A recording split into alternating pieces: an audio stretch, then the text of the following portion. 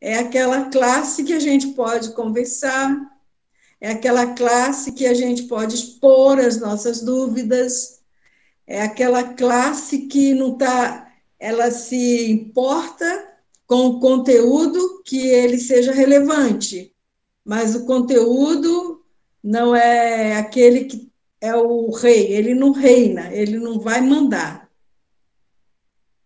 O que vai reinar na nossa classe é o nível do nosso aprendizado, o nível que nós estamos sendo transformados pela palavra de Deus, né? E a gente só consegue alcançar certos níveis à medida que nós entendemos, que nós compreendemos. E quando nós compreendemos, entendemos, a gente pratica. Então, hoje nós vamos nos deter um pouco mais nesse tema importantíssimo de 1 João, que é o pecado. E aí, então, vem a perguntinha clássica, né? O que é que você conseguiu extrair, destilar da lição desta semana?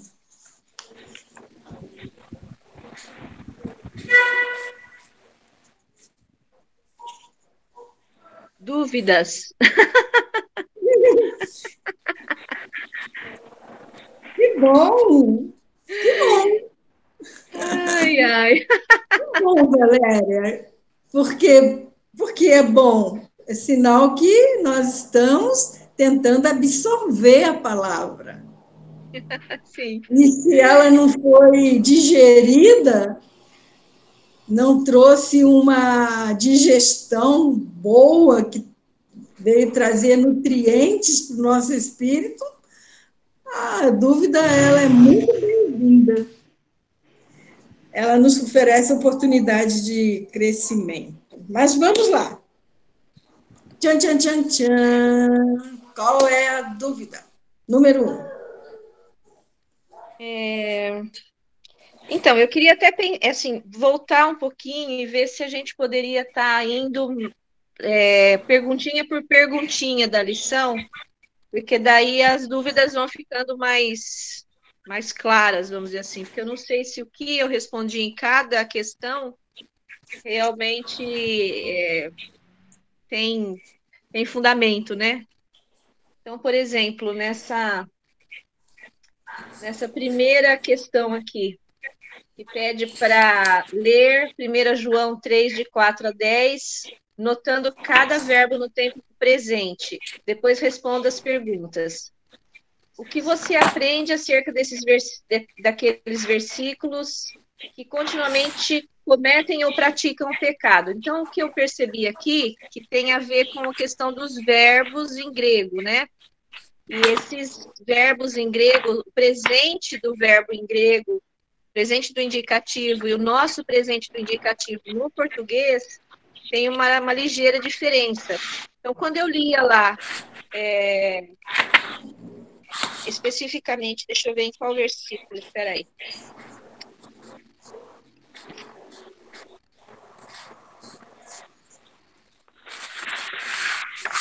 Em João 2:1, por exemplo, né? Em João 2:1 ele diz assim, aqui.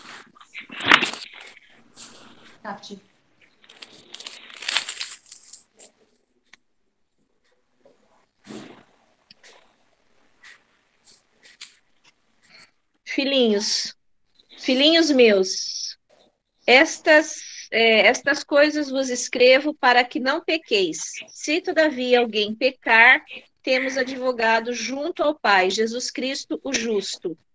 Então, quando ele fala aqui, eu vos escrevo para que não pequeis, se todavia alguém pecar, isso me parecia algo meio assim,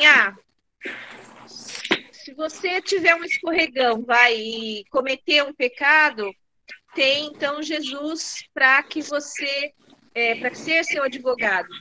Só que daí, com essa questão dos verbos no indicativo serem diferentes, eu percebi que o verbo aqui pequeis, né? Que é uma conjugação do verbo pecar. Eu peco, tu pecas, né? Não, nós pecamos, não pequeis, enfim. Tem a ver com essa questão de continuidade. Então, pelo verbo no grego lá, isso mostra uma continuidade, algo que você pratica com mais frequência, né? Não é um ponto, uma escorregadinha, vamos dizer assim, é algo que esse não pequeis é algo mais. Então, eu queria assim que você desse uma explicada melhor nessa questão desses verbos, porque não sei se eu entendi direito isso. Uhum.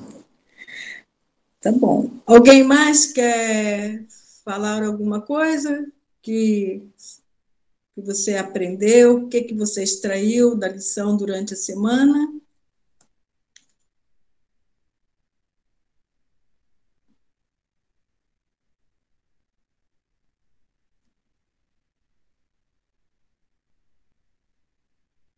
Hum?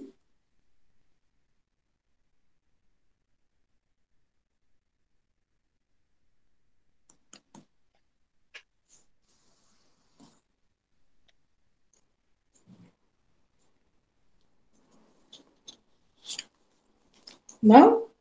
Só a Valéria estudou?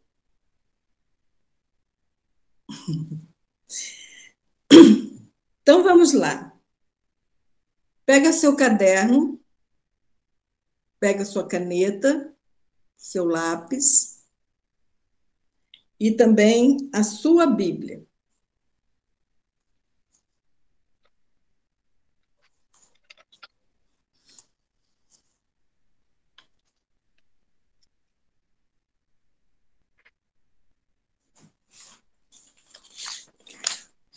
O versículo 1 do capítulo 2 de 1 João, ele diz que, a Valéria leu, meus filhinhos, estas coisas vos escrevo para que não pequeis. Mas, se alguém pecar, temos um advogado com o Pai, Jesus Cristo, o justo. Nós não demos essa aula, não foi dada essa aula, que é a aula dos verbos no grego.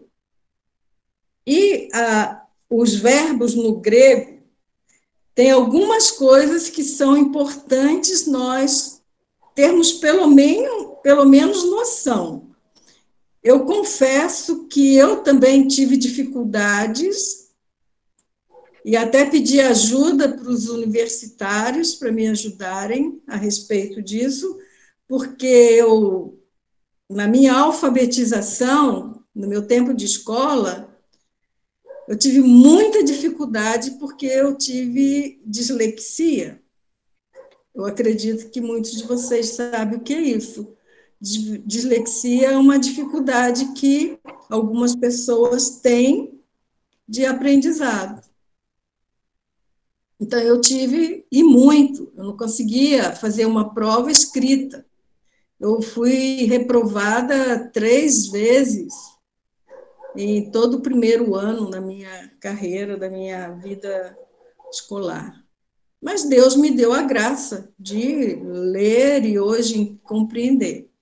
Então, eu não fui muito bem alfabetizada, mas a gente está estudando e vamos continuar estudando para nos aprimorarmos, né?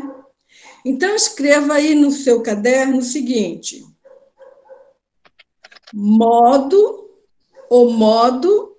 vírgula, o tempo e a voz dos verbos grego. Não de todos, mas de alguns em 1 João, no caso, pecado.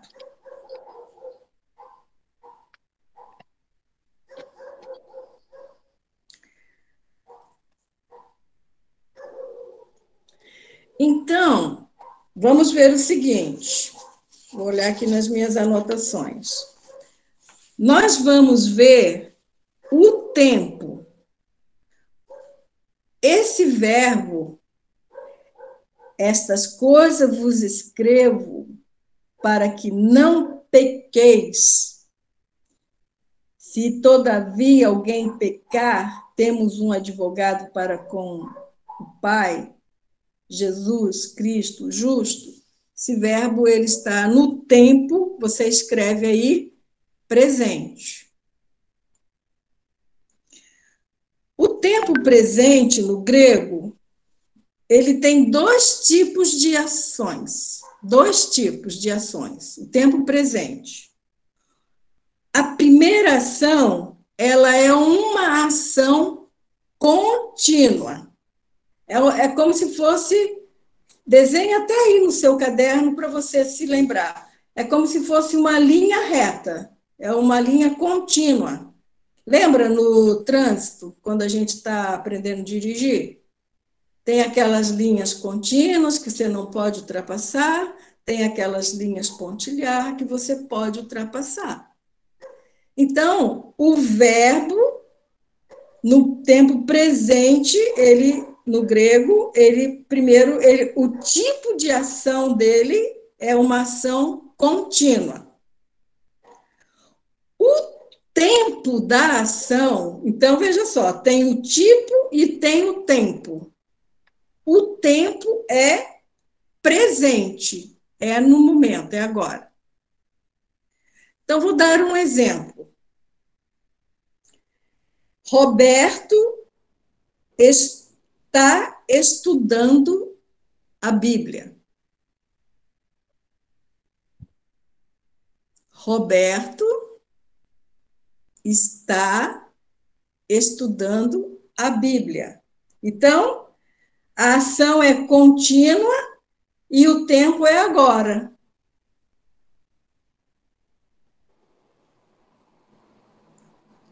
Esse é um verbo, é um tempo, é o tempo presente. Agora, esse tempo presente está lá em 1 João 3,10. Desculpa, porque eu mudei a folha aqui e nem percebi que tinha mudado.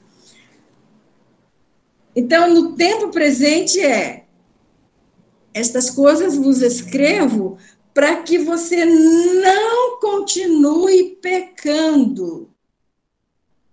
Não tenha uma ação contínua, linear de pecado. Eu estou te incentivando, eu acho que João está dizendo assim, olha, filhinhos, eu estou te incentivando aqui para que estou te dizendo que você não vai mais viver no pecado, porque a natureza foi trocada. A nossa natureza adâmica, que nós nascemos, que foi a natureza pecaminosa, que está lá em Romanos 8:6, ela foi trocada. E aqui mesmo, no 1 João, João nos diz que Jesus veio para tirar, irmãos, remover o pecado. Jesus veio também para destruir, para desfazer todas as obras do diabo. Então, voltando no texto, João está dizendo, estas coisas que eu estou te escrevendo para te incentivar, para que você acredite que Deus fez, a obra que Deus fez de salvação na sua vida. E essa obra, ela está no imperfeito. Escreve aí. O tempo do verbo da nossa salvação, de salvação, ele está no tempo imperfeito. O que quer dizer isso? O tipo de ação é uma ação contínua, mas lá no passado.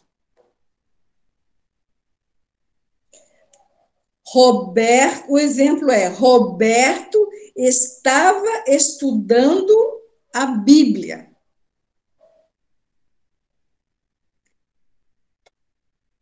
Então, é uma ação contínua, o tipo da ação é contínua, porém no passado. Aconteceu. O perfeito, também que envolve a nossa salvação, é o tipo da ação, é uma ação completa. Lembra que Jesus disse, tetelestai, está consumado? Foi naquele exato momento que Deus reconciliou consigo o mundo. Então, é um tempo, o tipo da ação é uma ação completa. O tempo do verbo é o perfeito, uma ação completa. O tempo da ação, olha só, o tempo da ação completa no passado, com resultados continuados no presente. Então, a gente voltando lá nesse versículo, estas coisas vos escrevo para que não pequeis. Por quê? Porque lá no passado, Deus nos perdoou e nos reconciliou consigo, e isso tem efeitos ainda hoje e terá no futuro. Então, lá no passado, Deus me perdoou, Deus me perdoa hoje, vai continuar me perdoando sempre, sempre, sempre. Mas aí ele diz: olha, estas coisas vos escrevo, estou te incentivando para que você acredite que a sua nova natureza, ela pode te dar a condição de não viver linearmente no pecado, cometendo ações pecaminosas. Porém, se você pecar, não está dando abertura para a gente pecar. Se em algum momento você tropeçar nessa pedra, lembre-se, você tem um advogado. Esse mesmo advogado que esteve lá na cruz, que assumiu a minha culpa. Ele lá também ele era meu advogado. Embora lá ele fosse também o cordeiro, porque ele é o cordeiro, ele é tudo, ele é a graça. O que é a graça? Graça é tudo aquilo que nós precisamos, que está em Cristo. Então, lá também ele foi perfeito, como aqui o tempo do verbo, perfeito, foi completa, a sua ação foi completa, satisfez plenamente a justiça de Deus, num único ato de justiça. O justo morreu por todos os pecadores. Então, Martinha, é assim, no versículo de 1 João 1, 8, ele diz assim: se dissermos que não temos pecado nenhum, a nós mesmos nos enganamos, e a verdade não está em nós. E aí, depois, mais para baixo, quando a gente lê o 2:1, e ele fala: filhinhos meus, estas coisas vos escrevo para que não pequeis. Então, em cima e no 1:8, dá a impressão que ele então assume essa questão da natureza pecaminosa, e se a gente disser que a gente não tem pecado, nós estamos nos enganando. Então, ou seja, eu entendo nesse versículo que a gente escorrega, que a gente peca. E embaixo, quando ele fala não pequeis, né? Mas se pecar, num primeiro entendimento, eu pensei assim, parece meio contraditório. Porém, quando a gente tem esse entendimento dos verbos no grego, a diferença entre os verbos no grego e no português, daí fica bem mais claro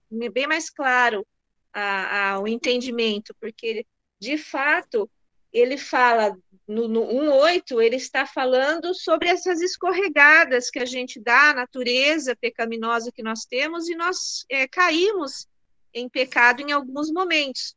Mas isso é assim, naqueles momentos que não é de escolha, que não são momentos dessa continuidade de rotina, de que escolher o pecado rotineiramente, né? Já no 2, ali, quando ele fala não pequeis, é isso mesmo que ele está ressaltando. Ele está ressaltando que a gente não deve fazer essas escolhas habituais, rotineiras, viver na continuidade do pecado. Então, aí dá para a gente entender o que ele quer dizer quando ele coloca que temos um advogado. Então, se a gente escorregar, né, porque nós temos uma natureza pecaminosa, nós temos um advogado. Então, para mim foi bastante esclarecedor essa questão dos verbos, assim, porque eu fiquei com dúvida, realmente, agora você está explicando, está fixando mais, mas foi interessante, porque nas minhas leituras anteriores, o que eu achava era isso. Falei, mas parece que está bem contraditório. Em cima ele fala que nós temos pecados e que a gente não tem que se enganar se a gente dizer que não tem pecado, mas embaixo ele está exortando a gente, não peque, não peque. Então me parecia uma coisa meio contraditória, mas agora eu consigo entender bem melhor essa questão do porquê que ele escreveu isso e qual a diferença entre o presente, o nosso presente, né, do indicativo do português e o presente do indicativo do grego. Uhum. Voltando então aqui, como você citou o versículo 8, eu não sei se vocês chegaram em algum momento a observar que ali a palavra pecado está no singular.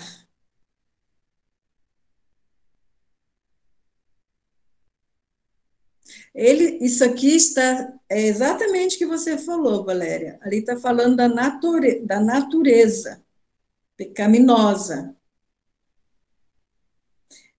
João está escrevendo a carta para uma igreja, mas João está refutando as heresias dos falsos profetas, do anticristo, que está dizendo que a carne é má, que o espírito é bom, não se misture, por isso que você faz na carne não contamina o espírito.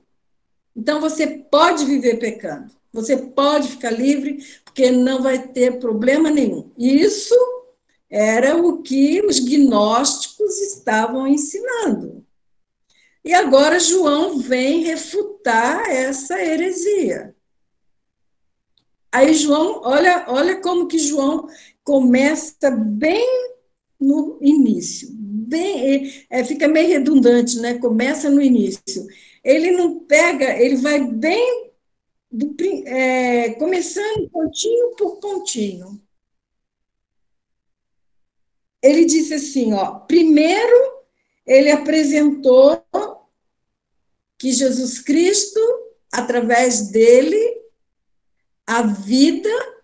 através da vida, nós passamos a ter comunhão com o Pai.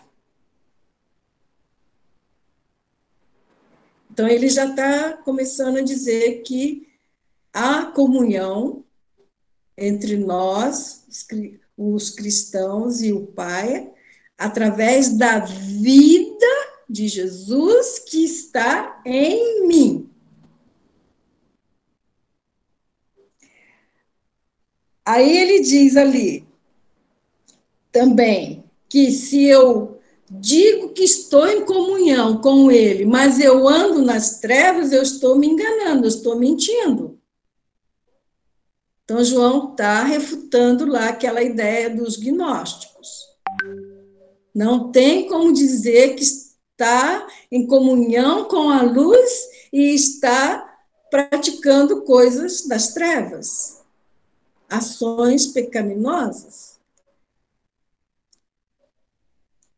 Aí ele também diz que o sangue de Jesus, ali no versículo 7, e o sangue de Jesus Cristo, seu Filho, nos purifica de todo pecado. E continua: se dissermos que não temos pecado nenhum, enganamos-nos a nós mesmos e a verdade não está em nós. Esse pecado aqui no singular, é a separação. Quando o homem pecou lá no Éden, houve essa separação de Deus com o homem. Então, João está dizendo, se você não aceitar que você nasceu separado, você está se enganando a você mesmo. A verdade não está em você, você está se enganando. Então, João quer que a gente entenda primeiro que nós nascemos separados de Deus, mas que a vida, como João mesmo já falou, né? Que é o Verbo, veio e habitou entre nós, cheio de graça e de verdade. E ele diz também que pela vontade de Deus nós fomos recriados, nós nascemos de novo para Deus. Aí então já não há mais essa separação, já não há mais esse estado de pecado. Não há mais. Aí ele volta a falar das ações pecaminosas. Mas, se confessarmos os nossos pecados, quer dizer, a separação de Deus faz com que o homem viva no pecado, viva linearmente pecando. É a separação. Mas quando nós fomos recriados, já não existe mais essa separação. João disse que a semente foi plantada. E essa semente precisa ser desenvolvida. Aí nós temos que ir para o apóstolo João, que ele disse que nós temos que deixar de ser criancinhas, que nós precisamos nos alimentar não só mais de leite, mas da palavra de Deus, e fundo nela, para nós nos desenvolvermos espiritualmente, para nós nos tornarmos jovens, fortes, lembra do exercício espiritual? Para nós nos tornarmos pais, conselheiros, é através dos princípios, dos valores, das prioridades, elas que vão nos ensinando, elas que vão nos amadurecendo. Aí João diz: agora você tem condições de não viver na prática do pecado. Mas se você pecar, ele diz, se confessarmos os nossos pecados, ele é fiel. Quer dizer, é um pecado que aconteceu num tempo, num momento. Eu pequei agora. Aí agora, então, eu paro e falo para Deus, Pai, me perdoa porque eu perdi a paciência. Pai, me perdoa porque eu me irritei. Pai, me perdoa porque eu estou ansiosa. Então, se você confessar, ele disse que você tem um advogado. Se você se arrepender, você tem a purificação. de toda a injustiça que cometeu contra o Pai. E ainda tem o perdão do pecado, e também ele libera a purificação, a mancha que o pecado trouxe. Ele libera para a gente. E aí ele vai chegar lá no primeiro capítulo do segundo capítulo de 1 João. Olha, eu estou te dizendo tudo isso para que você não vive. Não é para você pecar, é para você não viver pecando. Porque já não é mais da sua natureza pecaminosa. Martinha, tem também o 3:9 que diz assim: todo aquele que é nascido de Deus não vive na prática do pecado, pois o que é que a letrinha está tão pequena aqui eu quase não enxergo, o óculos precisa refazer. Pois o que permanece nele é divina semente. Ora, esse não pode viver pecando porque é nascido de Deus. Nisto são manifestos os filhos de Deus e os filhos do diabo. Todo aquele que não pratica justiça não procede de Deus, nem aquele que não ama a seu irmão. Então, nessa primeira pergunta que faz aqui o questionário, o que você aprende destes versículos acerca daqueles que continuamente cometem ou praticam pecado? Então, eu coloquei assim, que a gente não pode estar cometendo ou praticando pecado, e se a gente continua nessa prática, nós não somos considerados filhos de Deus, somos considerados aí, então, filhos do diabo, né? Quem está em rebeldia constantemente, rotineiramente, não se importa com o processo de santificação. Logo, se a pessoa não se importa, não o conheceu, não permanece nele. Então, se não conheceu, não permanece nele, não é filho de Deus, realmente é filho do diabo. Isso pode acontecer para uma pessoa, por exemplo, que já foi inclusive batizada, mais ou menos dentro daquilo que eu tinha falado para você no áudio, uma pessoa que já se converteu, que foi batizada, essa pessoa, ela pode, assim, ser considerada filho do diabo se ela continua nessa prática de pecado? Então, a questão não é ter sido batizado ou não.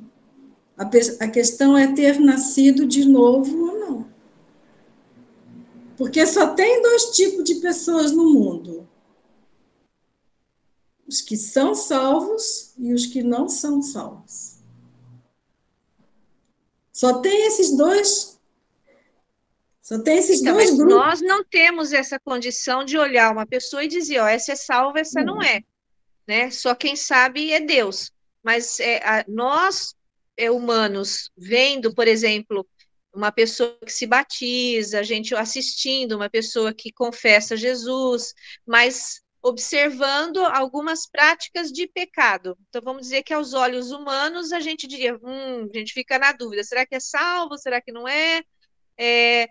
Agora, sim, eu imagino que para Deus, mesmo que a pessoa seja batizada, mesmo que a pessoa tenha confessado a Jesus, se ela continua na prática do pecado, ela não é filha de Deus. É isso mesmo? Sim. Se ela vive na prática, não. Por quê? Porque, veja só, Valéria, irmãos, o Espírito Santo, ele é santo e ele habita em mim. Como que eu vou viver pecando e não ser incomodada pela santidade dele? É porque Então, muitas vezes a gente pensa que assim, o fato da pessoa ter se convertido abertamente, publicamente, a gente pensa que a pessoa está na época da graça, e já que é graça, ninguém vai perder a sua salvação. Então a gente pensa que se ela confessou Jesus, se batizou, ela está simplesmente dentro desse processo aí de pecar, se arrepender, mas está no processo. E eu creio que se a pessoa vive, aí que entra esse texto que é interessante, porque ele coloca que essas escorregadas, quando é uma coisa mais pontual, né? A gente conhece, procura ter um relacionamento, dá uma escorregada, nesses casos Jesus está ali como nosso advogado. Porém, se é uma prática habitual, rotineira, as escolhas da pessoa são pautadas em ações pecaminosas o tempo inteiro, eu vejo que essa pessoa corre um grande risco, sim, se ela é salva, né? Não sei, ela corre um grande risco de perder a salvação. Não, ela nunca, se ela perdeu a salvação, é porque ela nunca foi salva, porque não tem como perder. Não se perde a salvação. Porque não tem como o Espírito, que agora é um comigo, sair. Meu espírito foi vivificado pela presença do Espírito em mim. Então não tem assim, quando eu peco, ele vai embora, e quando eu peço perdão, ele volta. Não. Quando eu peco, ele se entristece. Quando eu me arrependo, eu volto a ter a alegria da minha salvação. Eu tenho a alegria. Quando eu peco, eu fico abatida, por causa da presença dele em mim. A consciência que eu tenho de pecado é ele quem me dá. É a santidade dele que me dá. Você É a tocou num assunto interessante agora. Então, na verdade, a salvação não se dá no momento em que a gente confessa Jesus, então, que a gente se entrega para Jesus. A salvação, ela se dá no processo de santificação. Não. Ixi, então tá enrolando tudo aqui. Então, vamos voltar lá. Vamos ponto por ponto, mas vamos chegar no fim. Vai escrevendo aí. Quando nós terminarmos, vai acabar com a dúvida. Tenho certeza. Tirou a minha um dia. Então, vamos voltar no capítulo 3, verso 9. Vamos ver como a gente estava vendo o verbo, o tempo, a voz e o modo. Tá bom? Verso 9. Então, o que é que diz o verso 9? 1 Todo aquele João. que é nascido de Deus não vive na prática do pecado, pois o que permanece nele é a divina semente. Ora, esse não pode viver pecando, porque é nascido de Deus. Então, tá bom. Então, vamos aí. Qual é o primeiro verbo aí?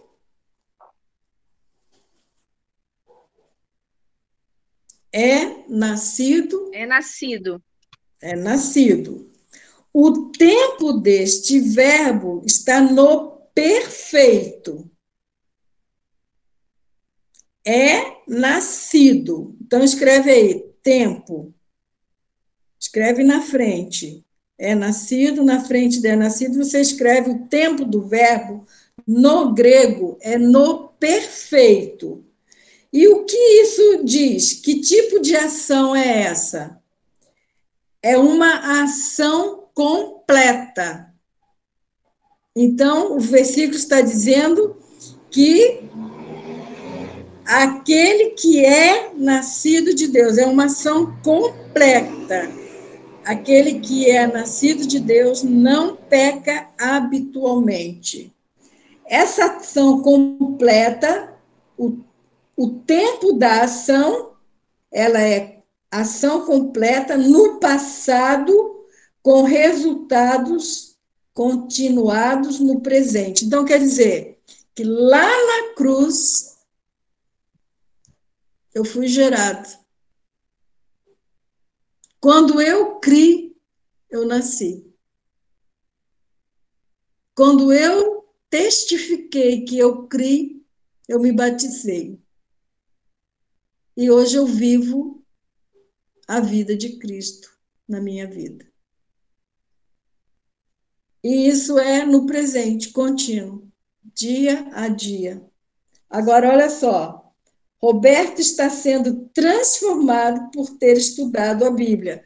A Martinha, processo da santificação, está sendo transformada porque um dia, lá no passado, ela nasceu.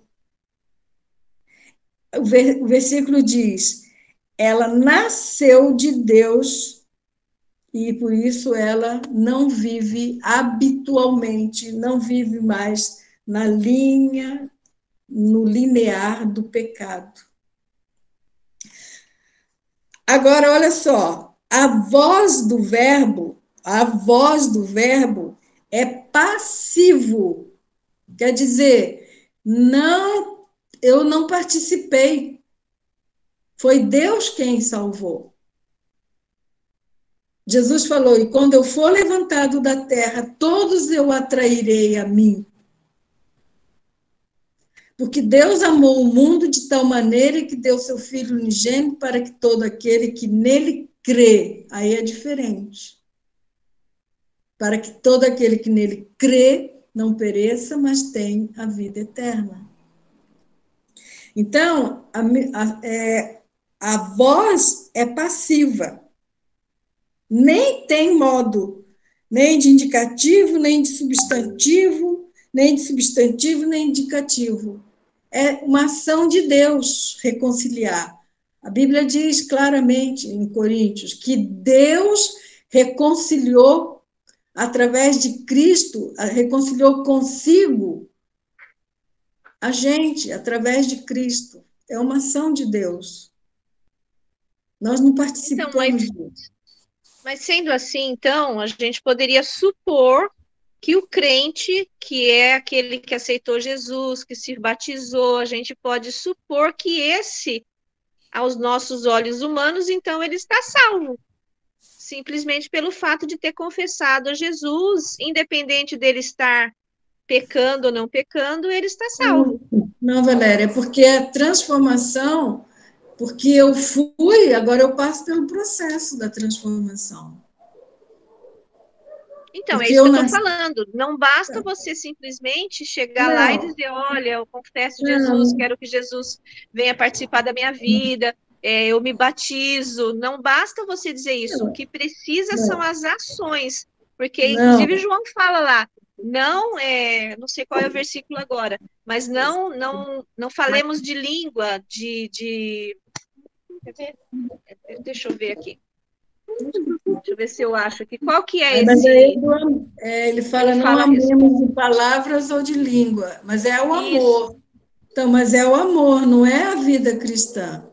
Ah, não, tudo bem. Então, eu me confundi aí. Mas, de qualquer forma, o que eu entendo é que é nesse processo de santificação que a gente vai realmente mostrar nosso relacionamento com Cristo. Não temos, acho que, um relacionamento com Ele se a gente simplesmente, num ponto isolado da nossa vida, a gente aceitou Jesus, se batizou, mas continua na prática do pecado. E aí, lá em Mateus 7, 22 e 23, Jesus diz: apartai-vos de mim, vós que cometeis iniquidades, não vos conheço. Então, haverá um momento onde Jesus vai fazer a separação do joio e do trigo, inclusive para aqueles que dizem, mas Senhor, nós libertamos espíritos em teu nome, fizemos coisas em teu nome, né? E aí Jesus vem e diz, traz essa questão. Então, eu vejo que, pelo menos eu tenho entendido assim, que essa questão da salvação não é só pela graça, mas também tem a ver com a nossa disposição em estar nos relacionando com Ele. Então, tenho pensado dessa forma. Então, veja só, quando você nasce, você vem com tudo isso, vem com essa disposição, vem com essa vontade. Mas e se não tem? Não nasceu. Então, mas a pessoa não nasceu, mas a pessoa confessou, ela disse que não, sim, que ela tinha nascido. Mas Valéria, confessou, mas não teve a experiência. Ainda não teve a experiência. Porque o que é experiência com Deus? É relacionamento. Então, não tem. Se não tem, é porque não nasceu, amiga. Ó, vamos pegar um exemplo humano. Um dia, um casal teve uma relação e fecundou um óvulo. Ali gerou o quê? Uma criança. um filho. Se esse filho nascer e um dia começar só a dar aborrecimento para esse pai, ele deixa de ser filho? Não. A mesma coisa com Deus. Se nascer. Agora, só que há uma diferença, que quando nasce de Deus, a semente não é um esperma. A semente é o Espírito Santo, é Cristo que veio habitar. E é esse que passa a viver através de mim. E é ele que me motiva nas minhas ações. Existe uma diferença muito grande entre eu dizer que sou e os meus atos não testificarem. Os meus atos têm que testificar aquilo que eu digo. É que a gente pulou aí, ó. Se você continuar ali no verso 9, ele diz: não pratica, não pratica. O presente, o que quer dizer? Uma ação contínua. A voz é o ativo. E o indicativo, o que ele diz? Que é um modo de certeza, isto é, uma realidade. Olha que lindo! O modo, ó, o presente é uma ação contínua no presente. Quer dizer, então não vivo na prática do pecado. Ativo é o sujeito que pratica ação. Ele não toca, igual um jogador de futebol, ele não pratica o futebol, então ele não toca na bola, ele só está lá de figurante. Agora, quando ele é ativo, ele participa. E o verbo, e o modo, é o modo do indicativo. E o modo indicativo diz que é uma relação à realidade. Então, quem nasceu de Deus, a realidade dele é não viver na prática do pecado. Aí no verso 9 ainda tem o outro verbo, que é o permanecer. A semente de Deus permanece nele. Aqui o verbo é o presente, quer dizer, é uma realidade, é uma certeza.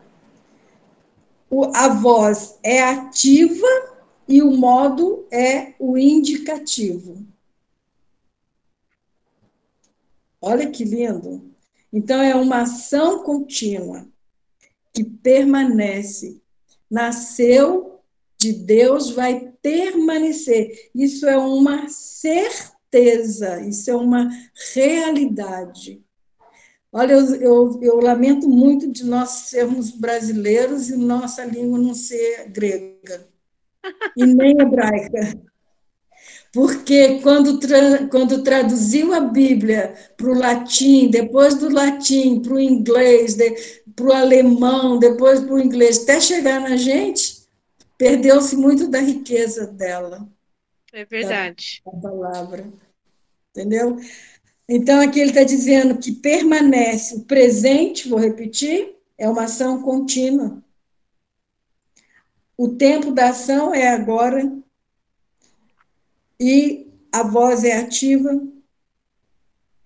e o indicativo quer dizer que é uma realidade, é uma certeza, é modo de certeza, está escrito aqui. Aí tem ainda o outro, não pode, né? Ele diz, não pode continuar pecando. O verbo também está no presente. A voz é passiva, e eu entendo muito bem, porque o Espírito Santo é ele que vai me motivar ou vai me incentivar, não muito motivar, mas me incentivar a não viver na prática, pecando. E aí também é no indicativo. E a gente já viu ali que é uma certeza, é uma realidade. Nós podemos descansar. Ele diz: não pode o quê? Viver pecando. É a mesma coisa. É o verbo presente, ativo, no indicativo. E a última frase é: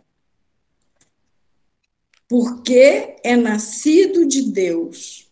Também é o perfeito, aí já não é no presente, é o perfeito. E o modo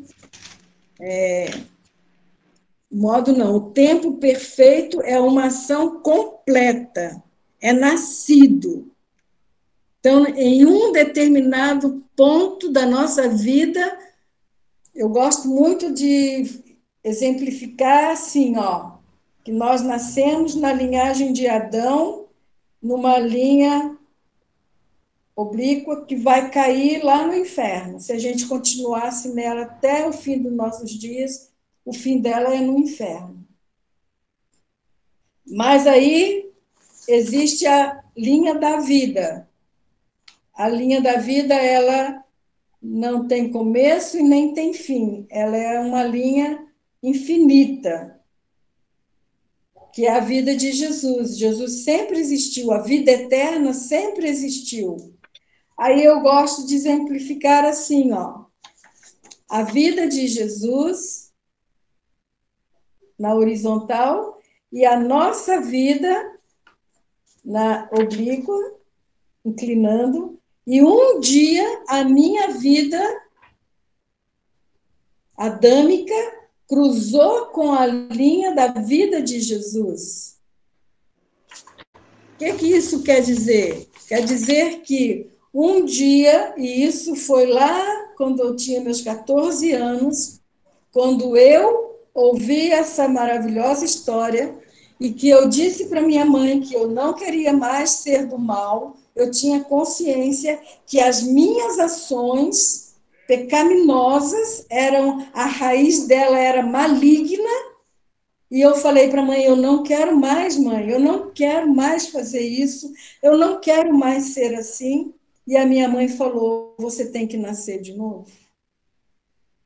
E aí eu, naquela noite, orei e falei, Senhor Jesus, minha mãe disse que eu tenho que nascer de novo, e eu nem sei o que é isso, mas eu quero te pedir para o Senhor vir morar em mim.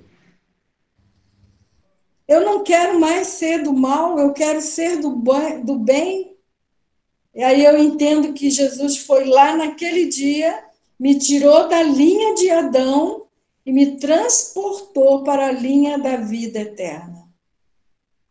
Agora eu passo a fazer parte da vida de Cristo, que começou lá na cruz, para toda a humanidade, mas teve sentido na minha vida, naquele dia, naquela noite, e no outro dia, quando nós sentávamos ali na calçada para ouvir as histórias da Dona Maria, quando eu sentei do lado da Dona Maria, que era uma macumbeira, ela falou para mim, o que aconteceu, Martinha?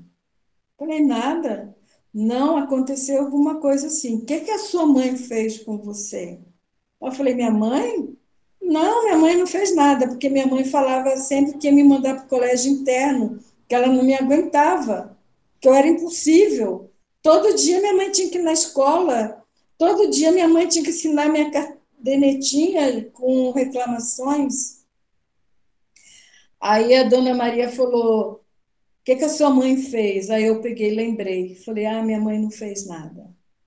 Se alguma coisa aconteceu, é que Jesus Cristo mudou o meu viver. Foi Jesus que entrou na minha vida naquela noite. E a partir dali, eu não mais vivi fazendo aquelas coisas, era horrível. Eu vivia machucando as pessoas, vivia brigando com as pessoas, vivia maltratando os animais, era horrível. Meu apelido era Diabo Louro.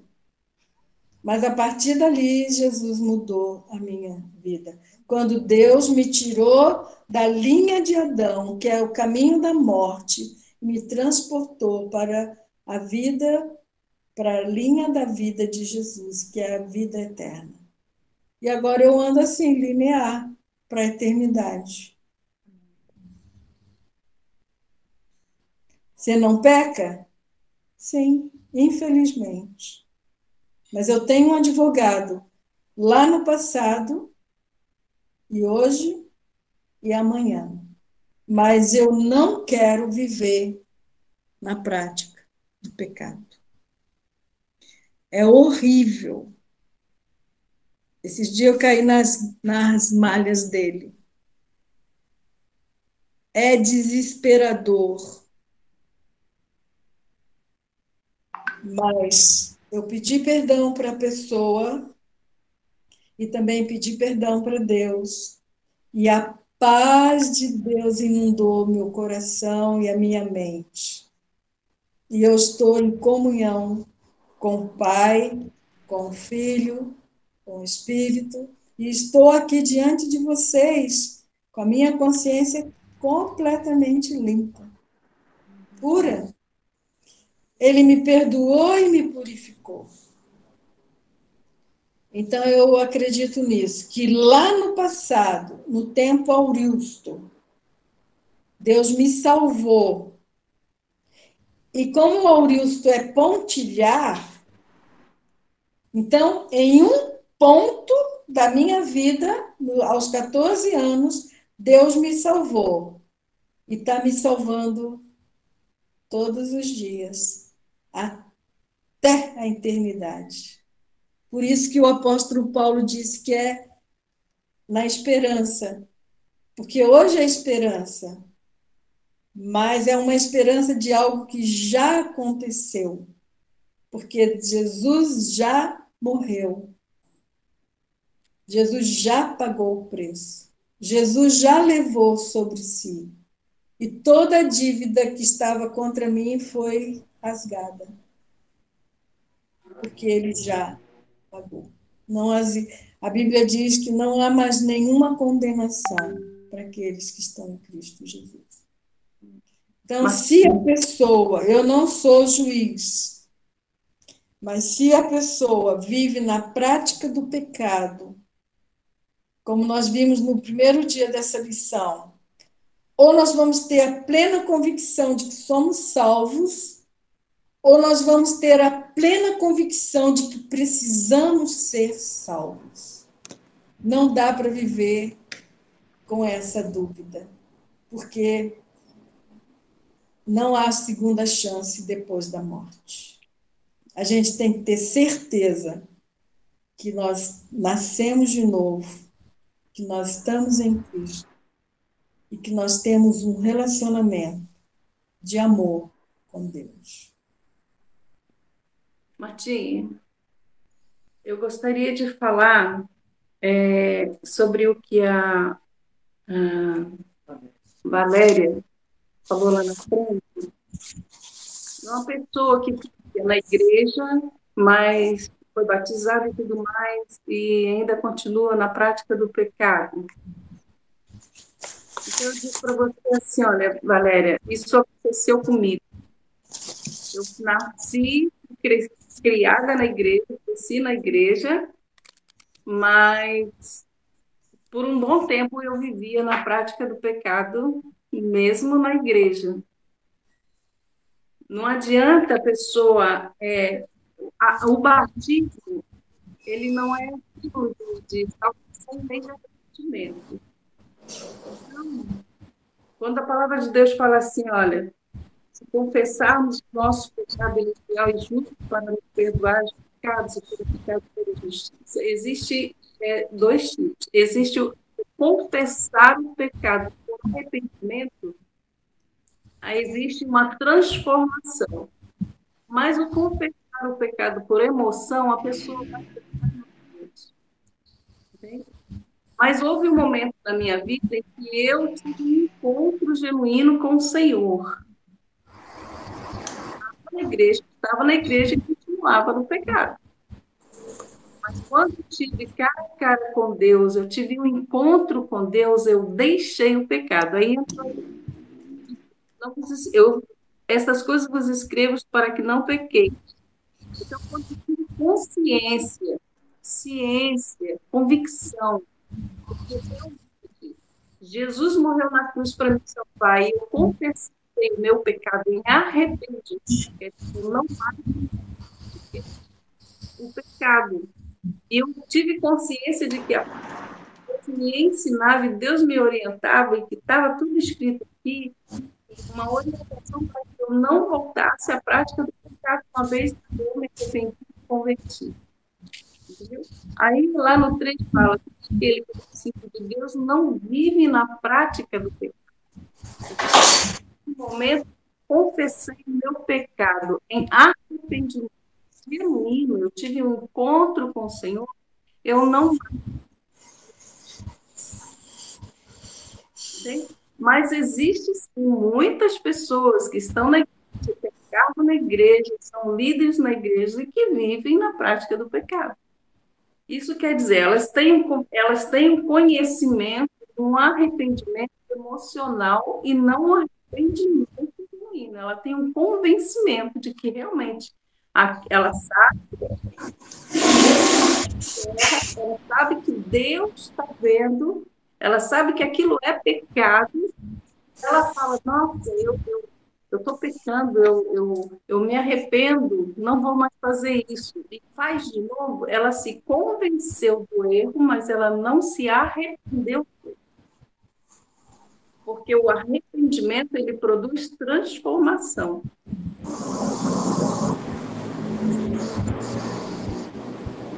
Então, a partir do que eu tive um encontro com Deus genuíno, eu tive um arrependimento. Confessar esse pecado em arrependimento, eu não mais pratico. Porque eu sei que aquele pecado vai me levar para o inferno, vai me fazer deixar de estar. Entende? E como eu não queria ser filha do diabo, eu queria ser filha de Deus mesmo, aquele versículo lá, que essas coisas eu vos escrevo para que não pequeis. Então, eu comecei a ter mais atenção naquilo que a palavra de Deus me orienta para não pecar mais. E a partir daquele momento, nossa, eu comecei a pensar. Lembra, não sei se você conhece aquele livro, Em Meus Passos que Faria Jesus? É esse meu pensamento. Então, a pessoa que se arrepende de verdade, ela pensa nisso. Será que Jesus aprovaria isso? Será que isso, entendeu? Se Jesus faria isso, falaria isso? Então, esse tem sido, a partir daquele momento em que eu me converti de verdade, eu confessei o pecado em arrependimento genuíno, então, o pensamento de que essa ação eu não faria, então eu não devo fazer. Santo como eu sou santo. Então, eu procuro andar hoje dentro da palavra de Deus, não praticando mais. Então, como diz a palavra, não vive na prática do pecado. Eu peco, sim. Mas todos nós sabemos que pecamos. Não existe pecado sem consciência. Não existe. Existe uma falha de Deus, chama-se domínio próprio. E às vezes, falta do domínio próprio. Mas quando a gente tem a consciência, a ciência de que eu pequei, porque a gente sabe. Nós temos uma coisa que está certa. Né? Ela quer pegar uma objeto, diz que não, e ela vai olhar para você e não está pegando. Então, nós sabemos que é pecado. Qualquer pessoa sabe. E se ela vive na prática do pecado, é porque ela ainda não se entendeu do pecado e ela não teve um encontro genuíno com o Senhor, porque Jesus nos constrange o tempo todo. O amor de Deus por nós nos constrange e não permite que nós vivamos na prática do pecado. Okay? Então, Amém. quer dizer, Amém. Obrigada. nada, existem dois tipos de confessar. De confessar o pecado por arrependimento e por emoção. De repente, ele não teve encontro. Aquele que não, ele ainda precisa ter um encontro com o Senhor. Obrigada, Esther. Obrigadão. Obrigada. Vamos pedir para... Eu sugiro que nós peçamos a Deus em oração que a gente possa ter uma profunda experiência com esse versículo 9 do capítulo 3 de 1 João. E que nós possamos crer, que nós possamos confiar nisso que Deus está dizendo para nós. Porque já está consumado. Para aquele que crê, para aquele que confia, já está consumado. E nós vamos nele, e por ele, nós vamos viver em santidade. Amém. Se por acaso pecar, vamos lembrar que temos um advogado. Amém. Em todo o tempo. Pai, quero te agradecer por esse tempo. Sei que a nossa mente, ela não consegue alcançar coisas tão profundas, porque eu fico muitas vezes pensando como que pode o finito tentar explicar o infinito. Como pode o passageiro ficar tentando explicar aquilo que é eterno? Então, quero te pedir, ó Deus, que o seu Espírito, que em nós habita,